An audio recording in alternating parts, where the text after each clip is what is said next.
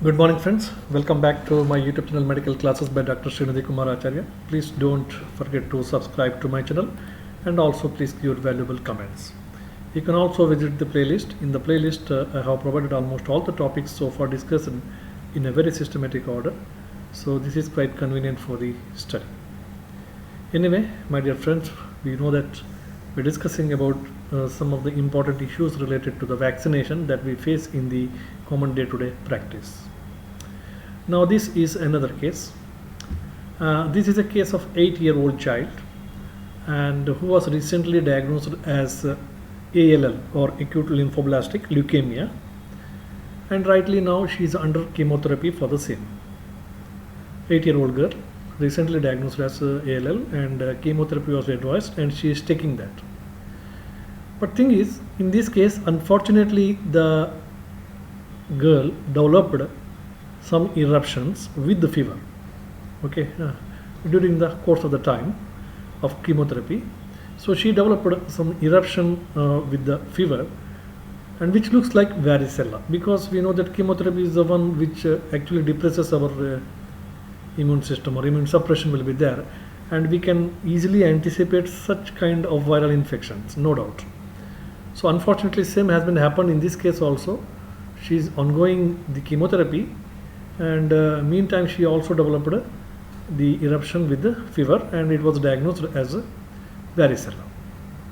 This eruption was healed, varicella eruption, but it's okay, this happened in this case. But thing is, how we can prevent such conditions so that child may not suffer.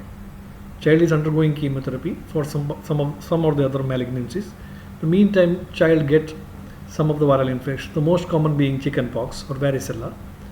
Now, for the future, in future, how we can safeguard such children, from getting such type of infections during the chemotherapy period. So this is the question. This is the actual question. Now, the answer for this question is none of the live vaccines are recommended during the chemotherapy period. Now, varicella, if you're talking, it's a type of live vaccine.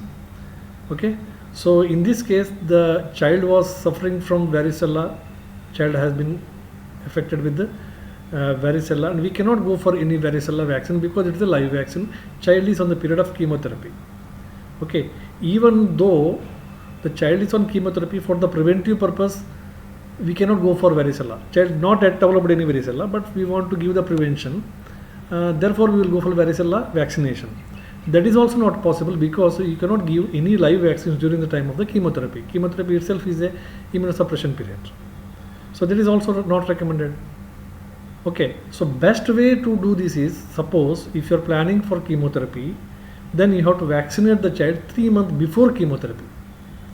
3 months before itself, you vaccinate the child for the varicella or such common infections that can occur during the chemotherapy period of immunosuppression. That's number one. Number two, suppose during the time of the chemotherapy, if you give any killed vaccines, there are so many killed vaccines are also there, DPT, etc. Killed vaccines are there. Suppose if you're giving any killed vaccine during the time of the vaccine chemotherapy also, you need to repeat it later, because we are not exactly ensured that the vaccine uptake has been taken place, because the body is in immunosuppression. So the safeguard purpose, we need to repeat it again after the completion of the chemotherapy. Therefore, killed vaccine and live vaccine both cannot be given in other sense, isn't it? So only thing is, if you have got enough time before chemotherapy itself, vaccinate the child at least 3 months prior to that. But sometimes time does not permit. Emergency conditions, time does not permit. So then what to do? So only the real vaccine which is recommended during the chemotherapy is, during the chemotherapy some of the vaccines can be given. So what are they? Influenza, then pneumococcal and Hib vaccine. So they are actually recommended during the time of the chemotherapy. Again, this better if you give it 3 months earlier. So this being the case, this is a big question, how to manage this child, suppose if it get infected. So therefore, always we say that it is better to vaccinate the contacts of the child with varicella measles. Suppose if a child is there in your vicinity or say in your home environment, so if a child need chemotherapy, then it is better to vaccinate all the family members prior to that, so that the contact cannot come there.